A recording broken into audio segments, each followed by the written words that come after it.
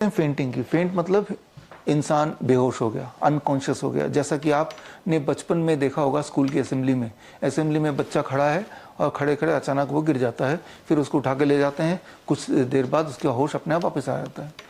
तो ये medical condition कब हो सकती है, इंसान फेंट कब हो सकता है, इसको तो पहले थोड़ा हल्का फुल्का समझ लें, फिर करना क्या उसको समझ लें।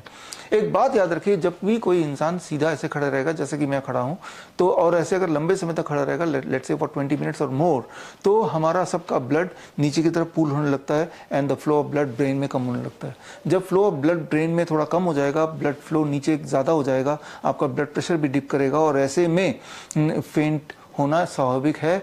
हर तीसरा इंसान अपने लाइफ टाइम में इस सिचुएशन में कभी न कभी आता ही है, तो ये बहुत ही कॉमन है। तो फेंट होने के बाद, यानी कि मैंने अभी बताया, याद कीजिए कि आपका blood circulation towards the brain is less, that resulted in fainting, right. तो इसमें आप ध्यान से देखिए, जो आप लेटाएंगे उसमें इंक्लाइन डाउन लेटाएंगे, तो यहाँ एक प्रेशराइज मेडिसिन का इंपॉर्टेंट रोल प्ले कर रहा है कि ब्लड का फ्लो इस डायरेक्शन में है because of gravity pull, right, जिससे विद इन 1 मिनट और 2 मिनट्स और 3 मिनट्स ब्रेन में जो रिक्वायर्ड सप्लाई है वो पूरी हो जाएगी, जिससे इंसान जल्दी से होश में आएगा। ये पहली बात है। तो कैसे पहचानें कि ये फेंटिंग है या हीट स्ट्रोक है?